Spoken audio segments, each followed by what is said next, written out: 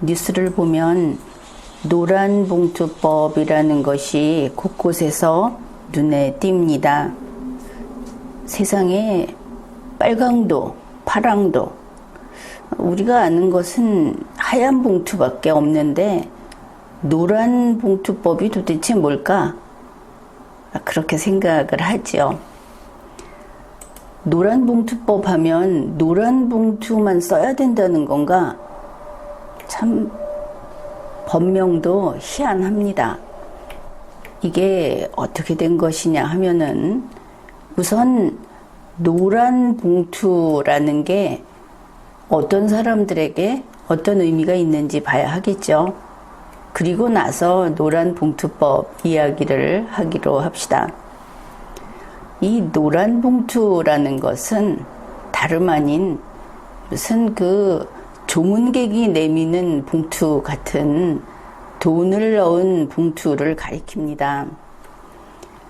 2014년에 쌍용차 불법 파업을 했던, 중요한 것은 불법이죠. 불법 파업을 했던 그 노조원들이 47억 원 손해배상을 하라 하는 판결을 받았습니다. 그러니 돈이 있어야 하겠죠. 그래, 이 사람들에게 노란 봉투에 돈을 넣어서 그 자기들 불법 파업을 해서 말하자면 유죄 판결, 유죄가 아니고 손해배상 판결을 받은 사람들에게 돈을 보태주자 했던 게 바로 노란 봉투입니다. 그러면은 노란 봉투법은 뭔가? 언론에서는 그냥 노란 봉투법 이러고 있죠.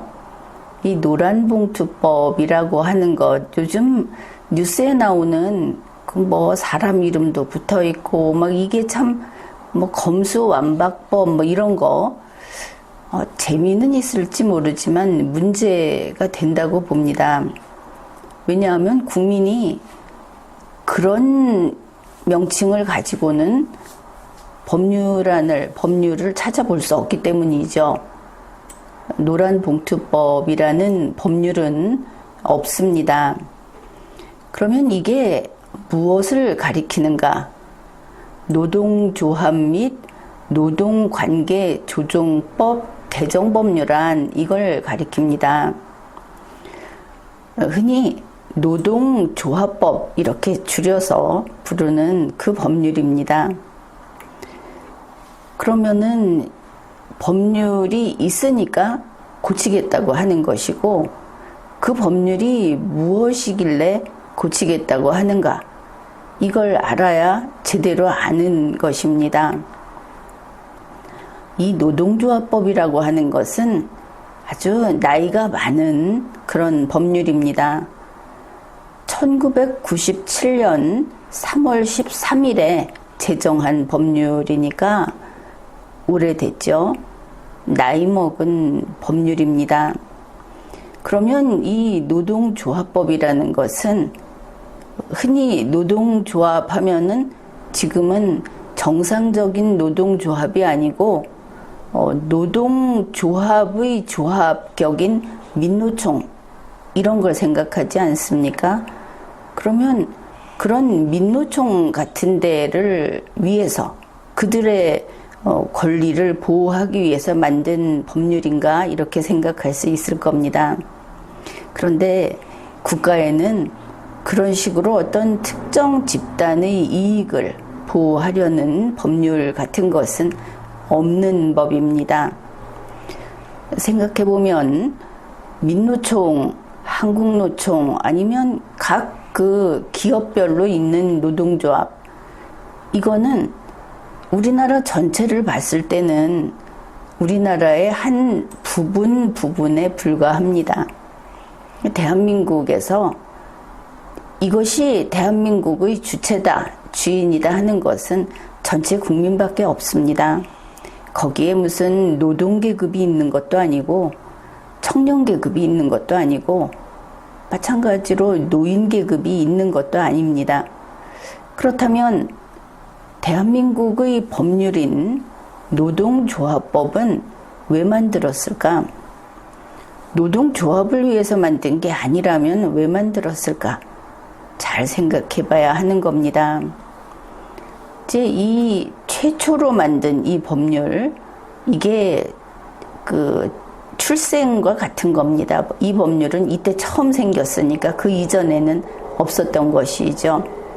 법률 제1장 총칙에서 이 법률은 확고부동하게 이런 법률이다 하는 것을 밝혀줍니다. 거기에 들어있는 것이 1, 2, 3, 4조, 조문 4개가 들어있습니다. 제1조에서 그러면 이 노동조합법 왜 만들었느냐, 이거를 밝히고 있습니다. 앞에 근로자 이런 노동관계 얘기가 쭉 있습니다. 그런데 뭐냐, 노동쟁의를 예방한다. 다르죠. 지금처럼 노조가 이번에 파업한다, 어디에서 지금 태업하고 한다, 그거를 처벌하지 말고 그거를 보장해라, 이래서 만든 법이 아니라는 겁니다. 사전에 이 노동쟁의가 일어나지 않는 게 가장 좋은 겁니다. 그게 그들의 권리가 아니고 이제 의식의 전환을 해야 할 때입니다. 지금까지 잘못 알고 있는 국민이 많이 있을 텐데, 노동쟁의를 예방하고 이미 발생한 노동쟁의를 해결한다. 그러면 이 노동쟁의의 양 당사자는 사업가, 그러니까 사용주, 그리고 그 노동조합, 이렇게 되겠죠. 사장들 아니면은 이 노동조합, 이렇게 될 겁니다. 그 둘이 싸우거나 대결하거나 한쪽이 한쪽을 쫓고 상대방이 쫓겨가거나 상관없습니다. 이 법률과 주인인 국민이 바라는 건 뭐냐? 이제 그만, 바로 이겁니다. 어느 순간에라도 국민이 쳐다보는 순간 딱 멈춰. 이게 이 법의 목적이다. 이걸 제대로 알아야 하겠습니다. 그래서 왜 그렇게 해야 하나? 여기 제1조에 있죠. 국민 경제의 발전에 이바지하는 것이 목적이다. 너희들 기업가들, 너희들 근로자들, 너희 자신의 이익을 위해서 너무 설치지 마라. 이 나라에서 주인은 국민이고 너희들이 하는 그 모든 일은 국민 경제 발전에 이바지해야 하는 것이지 각자 자기들의 이익을 위해서 나눠 먹게 하라고 있는 게 아니다. 이게 제1조에 규정이 되어 있습니다. 그런데 저 노란봉투법이라는 것을 이번에 제안한 국회의원들은 이 국민경제 발전이 마치 근로자 몇 명, 근로자 몇천 명, 이런 사람들의 이익을 높여주면 국민경제 발전에 이바지한다고 써놨습니다. 아주 무지한 자들이죠. 여러분은 그게 틀렸다, 이렇게 지적을 할 수 있어야 합니다. 그래, 제2조를 보면 정의라고 해서 이제 이 법이 있는 한 여기서는 이렇게 쓴다 라는 내용이 쭉 들어 있습니다. 1호부터 6호까지 보면 근로자는 무엇이고 사용자는 무엇이고, 흔히 사용자 이러면은 원래 이 반대편은 근로자가 아니고 피용자가 들어가야 합니다. 그런데 그게 또 듣기 싫다 이래가지고 근로자로 바꾼 것이죠. 그 다음에 노동조합, 쟁의행위, 여기 4개만 소개를 했는데 하여튼 6개를 규정하고 있습니다. 그 다음에 이제 제3조입니다. 제3조에서 손해배상 청구는 이런 경우에 제한한다고 규정을 하고 있는데, 이거는 보고 갑시다. 여러분이 기억을 해 두십시오. 사용자는, 사장님은 이 법에 의한 단체교섭 또는 쟁의행위로 인하여 이랬습니다.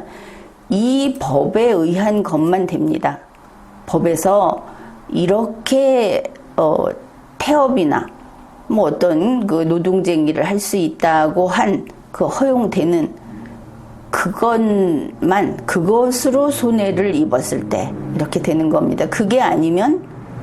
사실은 그게 아니면 바로 범죄 쪽으로 넘어가겠죠. 그게 아니면 만일 형사 범죄가 성립이 안 되면 민사상 불법행위로 넘어가게 됩니다.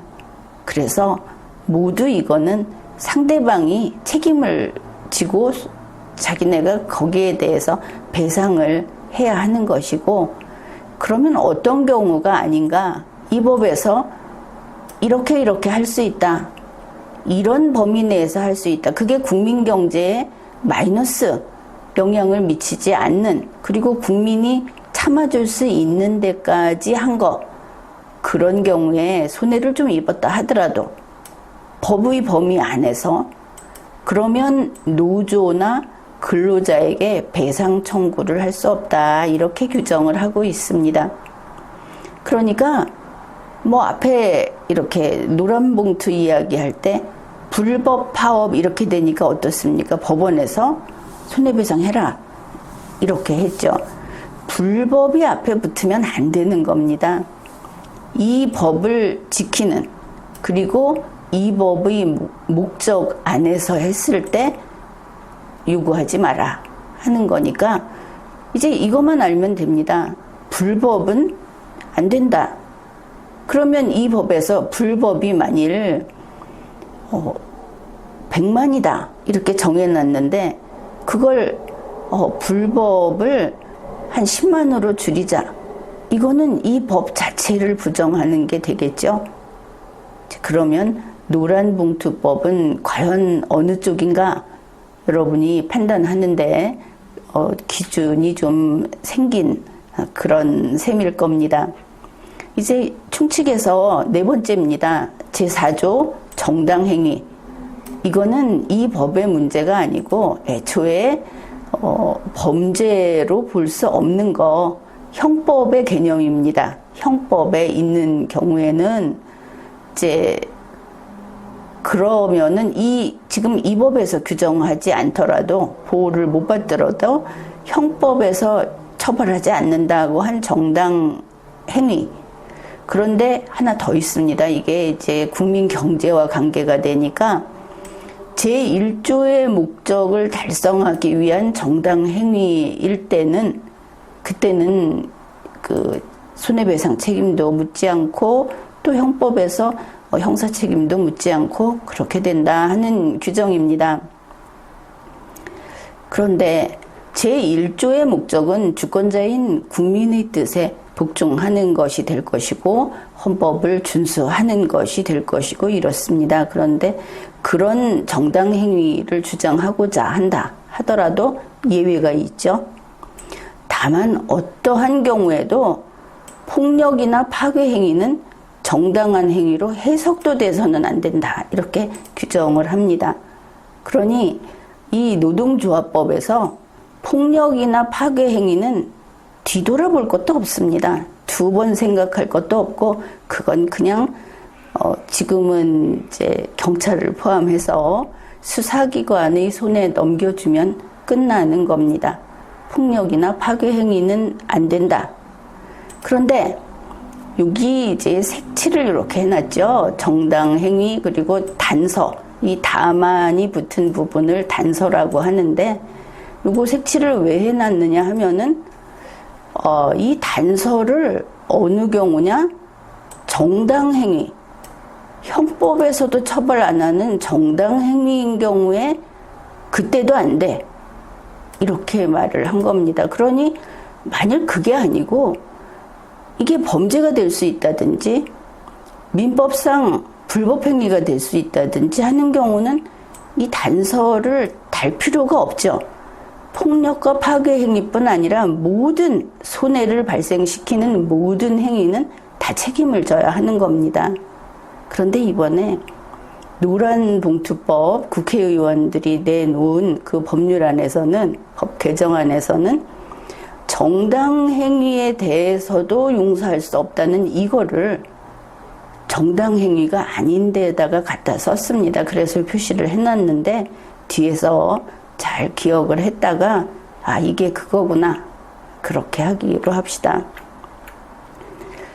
그래, 1997년에 이 법이 처음 제정됐다 그랬는데 참 잘 만든 법이 아닌가 싶습니다. 왜냐하면 이거 처음 만들 때부터 그 노동계의 뜻을 받아서 어떻게 보면 혁명적으로 만들었다 이렇게 볼 수도 있으니까, 그래서 그 이후로 개정이 안 되고 2021년까지 개정이 한 번도 안 됐습니다. 대단한 법률 아닙니까? 이렇게 왔는데 2021년 1월 5일에 처음으로 1차 개정이 됐습니다. 이거 보면 헌법보다 세다 이렇게 볼 수 있지 않겠습니까? 거의 그 정도가 됐습니다. 지금 헌법이 흔들흔들하죠. 계속 고치겠다고 해가지고. 그런데 이 최초의 개정을 누가 했느냐? 그거 앞장선 게 문재인 정권입니다. 문재인 정권이 2020년 6월 30일에 개정안을 냈는데 이제 그게 그렇게 쉽게 되지는 않았던 것 같고, 여기에 이제 다른 민주당 쪽 또 정의당 쪽 의원들이 많이 개입을 한 다음에 결국은 이걸 다 통합해서, 그래서 그 국회 환경노동위원회의 위원회 안으로, 이거는 국회의원 12인이 아니고 정부가 아니고 국회위원회 명의로 내는 겁니다. 이런 거를 이름을 대안 이렇게 붙입니다. 위원회 안 대안 이렇게, 그거로 이제 2020년 12월 9일에 제출이 됩니다. 결국은 문재인 정권이 원했던 것을 그대로 넣은 겁니다. 그래, 그 내용이 뭐냐 하면은 그 사업장에 종사하지 않는 근로자, 그러니까 어떤 만일 생산을 하는 곳이 있다면 거기에 근무하지 않는 사람도 이런 경우는 그 노조 가입을 허용한다. 어떻게 보면 이 근로자, 일하지 않는 근로자를 넣어줬구나 이런 감이 오죠. 그 정도 이해하면 됩니다.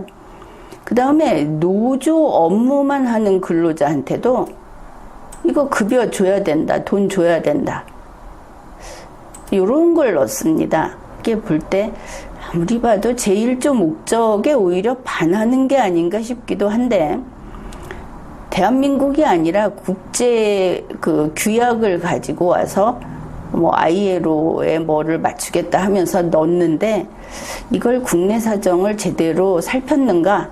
이건 좀 생각해 봐야 하겠죠.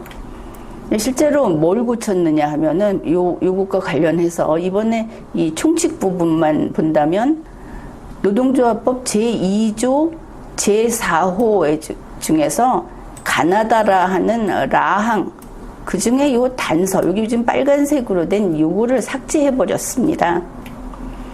그래서 근로자가 아닌 자의 가입을 허용하면 이게 노조로 인정을 안 한다 이렇게 된 부분인데, 거기에 예외로 해고된 사람이 아직 그 구제 신청을 했을 때는 결과가 나올 때까지는, 그때까지는 놔두자 이런 것을 넣었다. 뭐 예를 들면 이런 겁니다.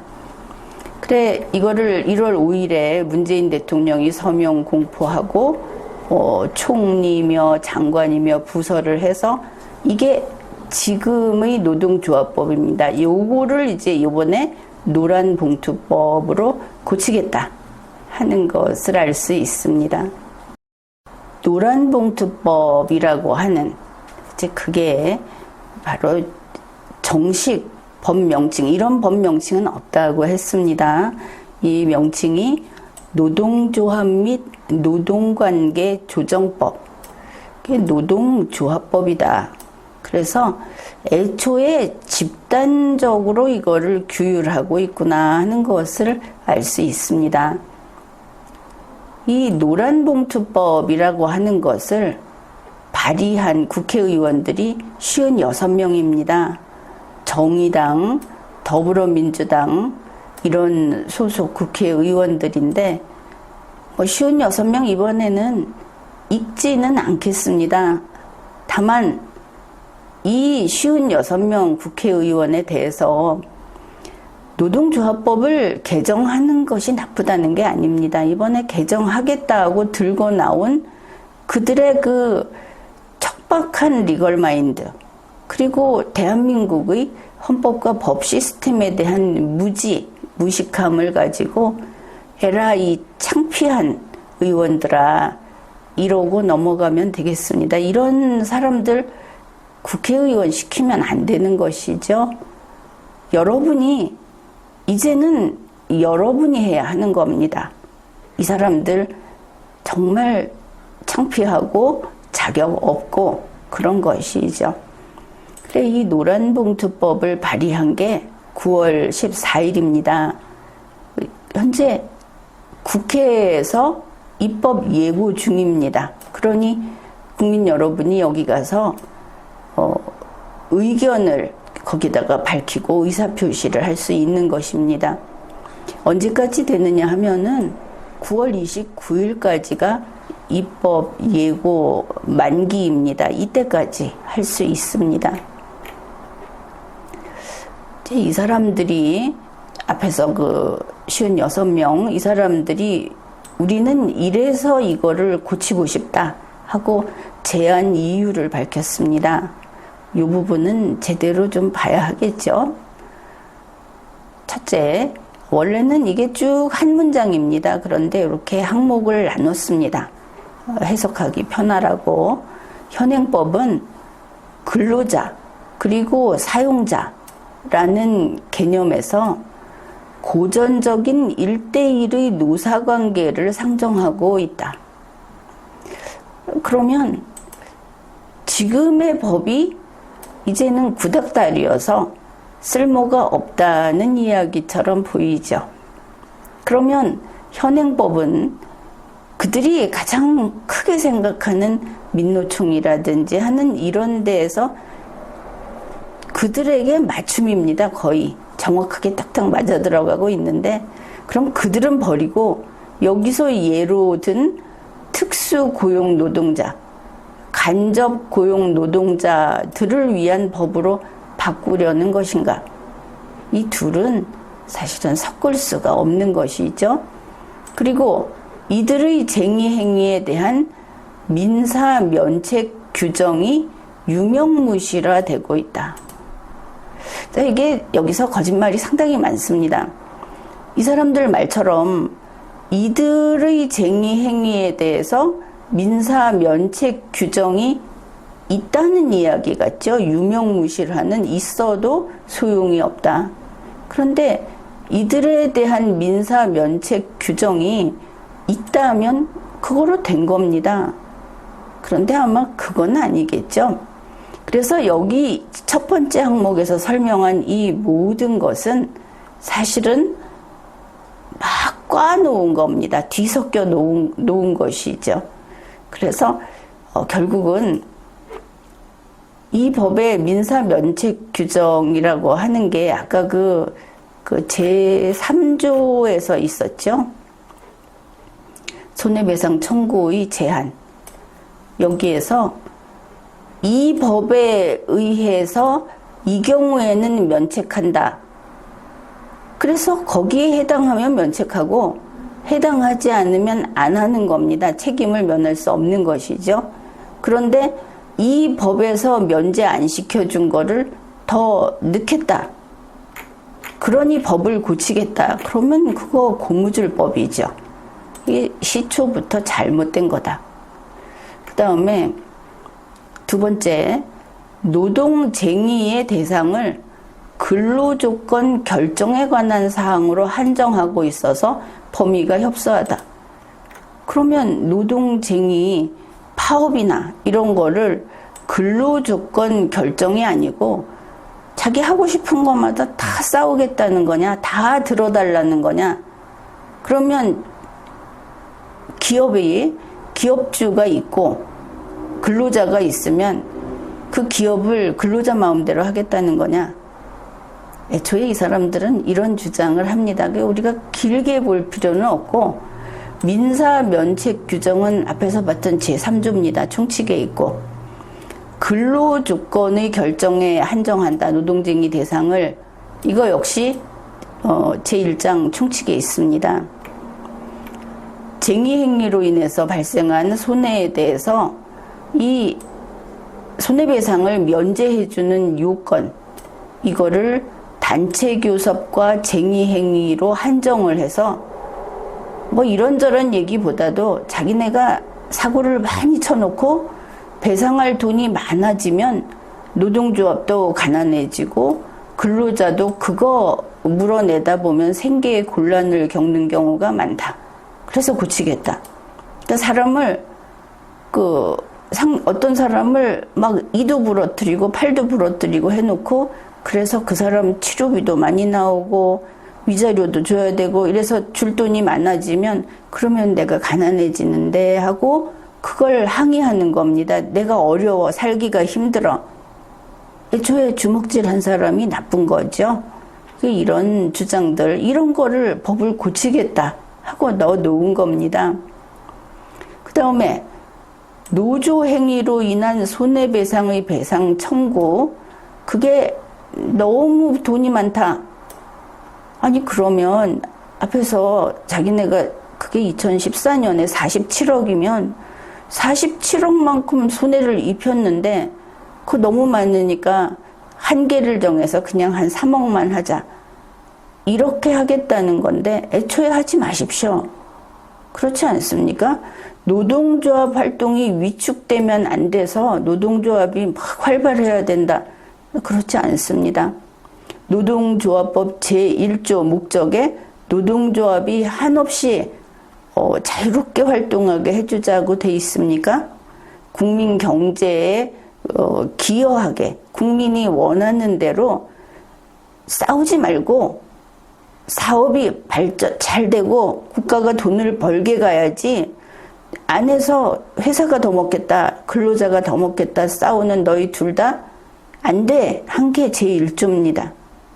법을 잘못 알고 있는 것이죠.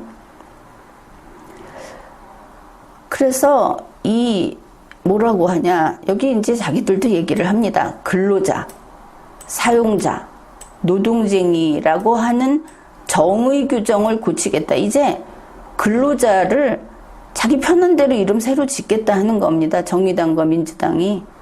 사용자도 마찬가지고 또 손해배상 청구는 못하게 제한을 확대하며 하니까 말이 굉장히 어려운데 손해배상 청구는 일정 액수 이상 못하게 하고 싶다.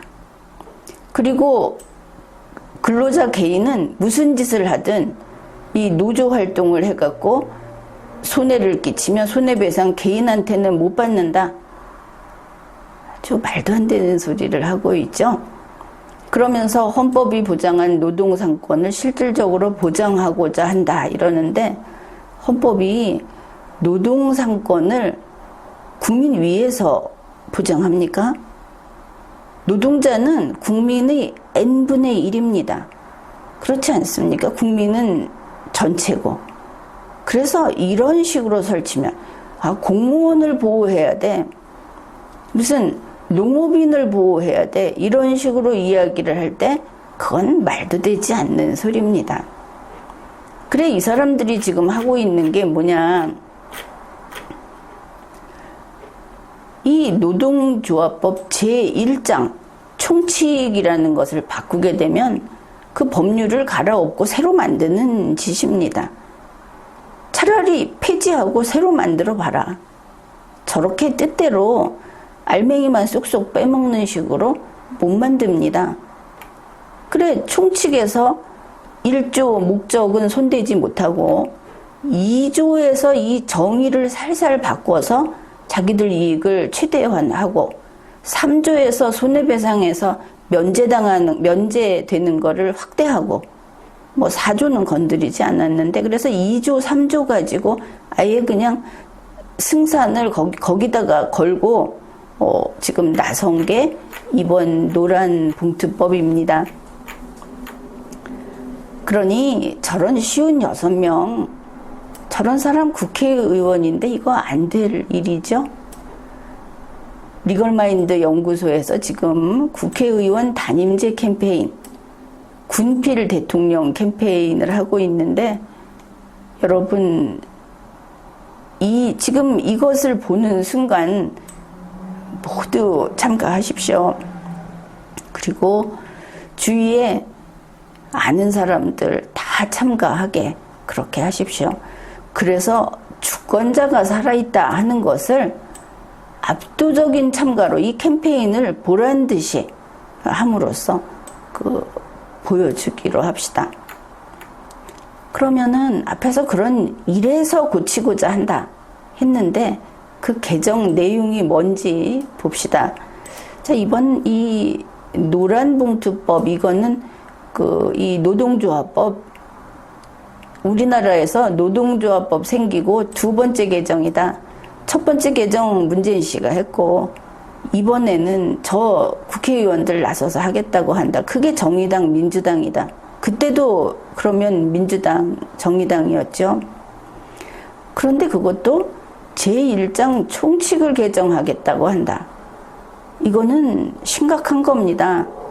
총칙을 개정하겠다. 사람을 두고 목을 떼어서 새로 다른 걸 갖다 붙이겠다는 이야기인데, 이거는 용납되지 않는 겁니다. 이렇게 하려면 전 국민의 동의를 얻어야 한다. 그 정도 생각해야 할 만한 큰 일이다. 그런 겁니다. 국회의원 몇십 명이 이렇게 내고, 또 민주당이 지금 민주당 소속 국회의원이 많다. 그래서 정족수 채워서 그냥 넘기겠다. 물론 국민의힘도 동의하는 사람이 있겠지만 이렇게 해서 처리할 문제가 아닌 겁니다. 이번 내용을 보면 제2조 정의에서 제1호가 근로자란 무엇이다 라고 정해놨습니다. 법으로. 그런데 여기에 있는 내용을 보면은, 자, 근로자를 어떤 사람이 근로자라고 하느냐.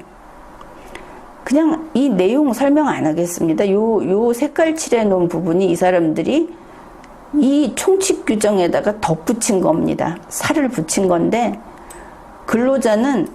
근로자가 돈 받아갈 이익을 볼 수 있는 상황이면 근로자든 아니든 근로자라고 하자. 이렇게 생각하면 됩니다. 이 내용이. 이런저런 걸 집어넣는데, 그리고 대통령령으로 그렇게 만들어 달라. 이런 요구를 하고 있습니다. 그런데 근로자란 원 법률에서 이렇게 딱 간단하게 정해놓고 있죠. 직업의 종류를 불문하고 임금, 급여, 기타 이에 준하는 수입에 의하여 생활하는 자를 말한다. 분명한 정의가 있는데 여기다가 정의에다 살을 붙이는 겁니다. 살을 붙여서 야금야금 확장을 하는데 이 기준이 불명확해지죠. 이걸 첫 번째 있는 이 내용을 오히려 깨뜨려 버리는 게 들어간다. 그래서 근로자는 노조 입장에서 봤을 때 자기네가 돈 받을 수 있을 때 우리 근로자야 이렇게 이야기를 합니다. 상관없이.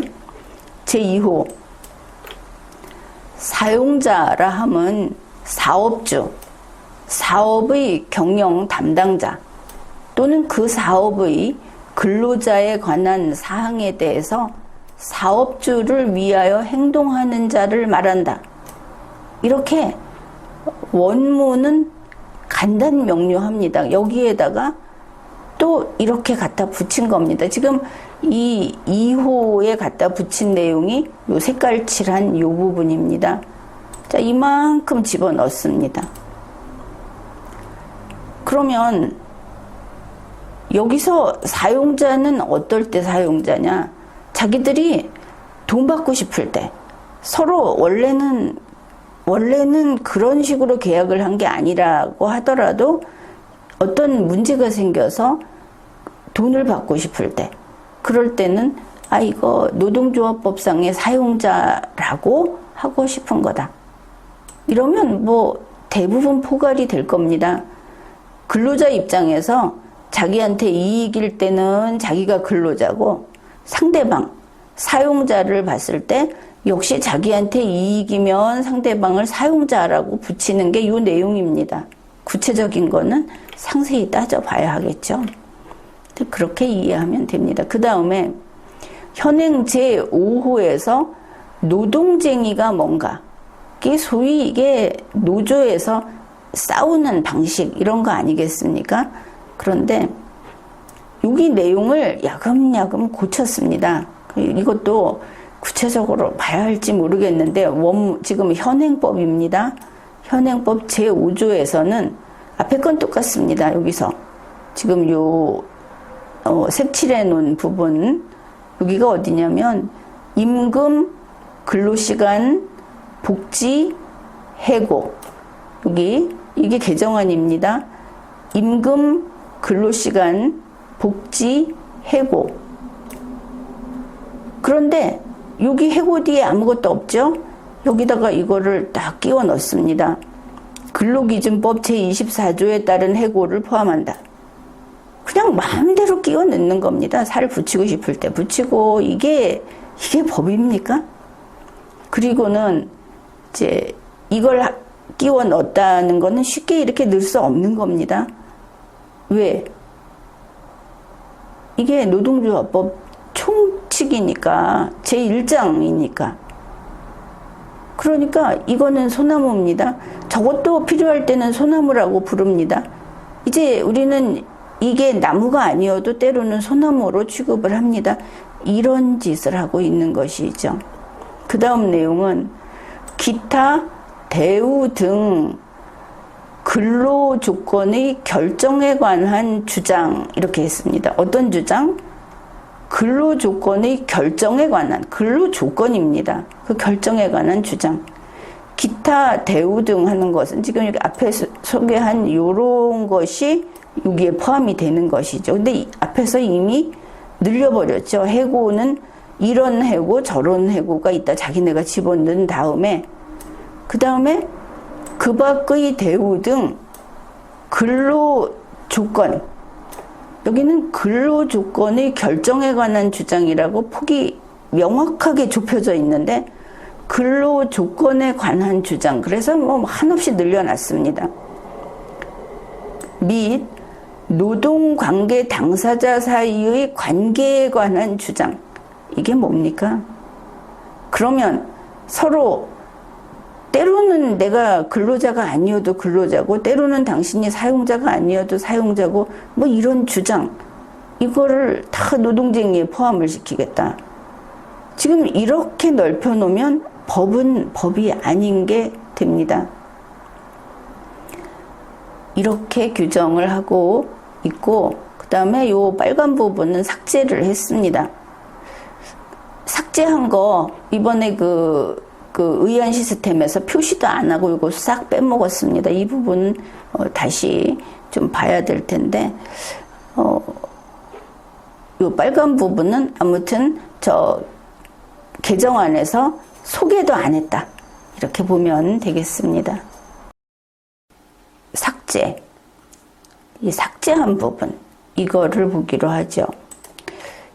이 경우 주장의 불일치라고 하는 것은 그냥 서로 우리는 달라 이게 아니고 당사자 간에 합의를 위한 노력을 계속해도 더 이상 자주적인 교섭에 의한 합의의 여지가 없는 경우를 말한다. 이렇게 한정을 지어놨는데 이게 원래 현행법에 여기 있죠? 이렇게 있는데 이거를 그냥 쓱 지워버렸습니다. 지금 보면은 그 의안 정보 시스템에 올려놓은 그 의안 거기에 신구조문 대비표에도 빠져있고 설명하는 데도 빠져있고, 그러나 삭제는 왜 삭제했는지, 분명히 어디를 삭제했는지, 그게 접속사라 하더라도 다 밝혀야 합니다. 실력 없는 56명이다. 국회의원 저런 사람들 시키면 안 된다. 단임제 반드시 관철해야 한다. 그런 생각이 들죠. 그 다음에 이제 제6호는 그냥 뒀고, 이제 3조입니다. 앞에서 우리 봤습니다. 현행법 제3조가 손해배상 청구의 제한. 이런 경우는 회사가 손해를 입었어도 이 노동쟁이로 인한 손해배상을 청구하지 못한다 하는 겁니다. 뭐냐 하면 이 노동조합법에 의한 쟁의행위입니다. 합법쟁의. 모든 게 이 법 안에서 순순히 해결이 될 때, 그 법에 따라서 법을 근거로 했을 때 좀 손해가 있을 수 있지만 그 배상은 청구할 수 없다. 이게 현행법입니다. 이거를 개정안에서는 이제 이렇게 바꾼 겁니다. 내용이 여기 조금 복잡한데, 자, 이 법에 의한 쟁의 행위로 인하여 이렇게 여기까지 보면 개정안에서는 이걸 조각조각 나눠놨죠. 단체교섭, 쟁의행위, 그 밖에 1조의 목적을 달성하기 위한 근로자 또는 노동조합의 행위, 이걸 쟁의행위 등이라고 한다. 그러니까 쟁의행위 등이라고 새로운 개념을 내놓고 이렇게 나열을 했습니다. 이 법에 의한 단체교섭 또는 쟁의행위가 아니고 그냥 단체교섭, 그냥 쟁의행위, 그 다음에 1조의 목적은 잘못 파악하고 있다고 했죠. 이거는 국민을 위한 거지 노동자, 근로자를 위한 게 아니다. 세상에 근로자를 위한 법 질서가 따로 존재할 수 있겠습니까? 그건 그렇지 않죠. 그래, 이 모든 것으로 손해를 입으면 기업은 그냥 당하고 있어야 한다. 배상 청구를 할 수 없다. 이렇게 늘려놨습니다. 그래 놓고 여기다가, 자, 그러면 이게 뭐냐면은, 1조의 목적을 달성하기 위한 거라고 해서 정당행위는 아닌 겁니다. 그런데 그냥 집어넣었죠. 여기도. 이해를 제대로 못한 것입니다. 이 많은 것은 손해배상 청구를 못하는데, 다만 폭력이나 파괴로 인해서 발생한 직접 손해, 그것도 직접 손해입니다. 거기에 대해서는 그렇지 않다. 자, 만일 이 사람들이 돌을 던져서 유리창을 깼습니다. 그러면 유리창 값은 변상해야 하겠죠. 그런데 그 유리 파편에 찔려서 실명을 했습니다. 그거는 당당하게 빼버리겠다, 이런 이야기인 겁니다. 그 다음에 앞에서 기억하시라고 한 게 뭐냐면 정당행위를 했을 때도 이거 안 된다라고 지금 법에 되어 있습니다. 근데 이 사람들은 뭐냐? 그게 아니고 정당행위가 아니라 손해배상 하는 건데 그걸 손해배상을 면하게 해주는데 그걸 많이 면하게 해달라고 하면서 뭐 손해배상 대상일 때 폭력이나 파괴로 인한 거는 괜찮아. 그거는 좀 뺄게. 이렇게 말을 한 건데 법을 몰랐던 것이죠. 이런 경우에 폭력이나 파괴라는 얘기를 할 필요도 없거니와 그건 그냥 범죄 행위입니다. 형사사건 또 민법상 불법 행위로 넘어가죠. 다만 폭력이나 파괴만 이렇게 이야기를 하는 그 국회의원의 그 리걸 마인드가 뭐냐 하는 건 한마디 할 수밖에 없습니다. 이걸 그 직접 손해만 이야기를 하면 사람을 때려 죽이면 칼로 찔러서 살해하면 그거는 뭐 잘못이지. 그런데 약물을 먹여서 죽이면 그건 좀 봐줘야 되지 않겠어? 이 정도로 무지막지한 소리를 한 거다. 이러면 좀 이해가 되겠습니까?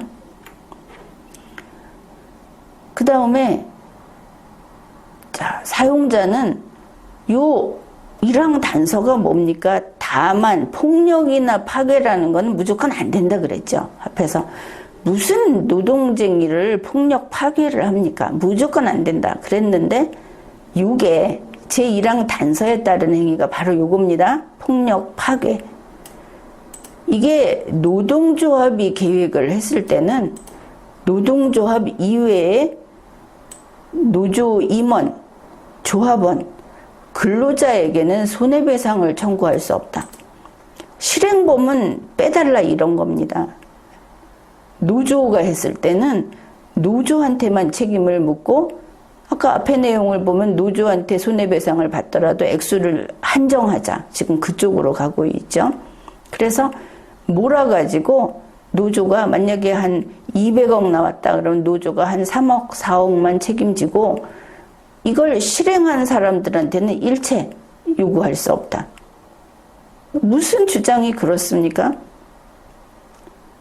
아니 해모로 사람 머리를 깼으면 그 사람이 더 나쁜 거지. 그리고 손해배상을 청구할 수 없다. 이거는 말이 안 되는 것이죠. 형사범죄가 성립되고 그러면 손해배상은 당연히 그 정도에 따라서 청구를 하는 것이지 뭘 할 수 없다고 하는 겁니까? 그 다음에 신원보증법에도 불구하고 이것도 이제 밟고 갑니다. 신원보증인은 이런 손해 발생에 대해서 배상 책임이 없다. 면제해 주겠다. 전부 그런 겁니다. 앞에 이야기한 게 딱 맞죠? 자기들이 책임져야 할 거는 무조건 범위를 넓혀서 이런 지위에 있으니까 안 되고 노조원이니까 안 되고 노조 임원이니까 안 되고 이런 소리를 하는 겁니다. 또 뭐 사항에서는 지금 이거 분류해 놨다고 했죠. 사용자의 영업 손실, 또 사용자가 채무불이행, 뭐 이런 거 아닙니까? 물품 공급 계약을 했는데 노조에서 못 갖고 나가게 해가지고 채무불이행이 돼버립니다. 아, 이거 손해 아니다. 이런 소리를 한 겁니다. 그 다음에 신설을 3조에 2 해갖고 손해배상액의 제한, 이제 나왔죠. 돈으로 또 제한하자. 범위로 대폭 제한한 다음에 돈으로 또 제한하자. 참 딱하기도 합니다. 이 손해배상으로 인해서 노조가 존립이 불가능할 때, 너무 많이 돈을 줘야 돼서 노조가 파산할 지경이 됐을 때는 손해배상 청구를 아예 못하게 하자. 이렇게 되면 사고를 쳐도 항상 크게 쳐야 되는 겁니다. 아주 자기의 그 능력을 훨씬 뛰어넘게 상대방을 완전히 쫄딱 망하게 해놓으면 손해배상 청구도 못하게 하는 것이죠.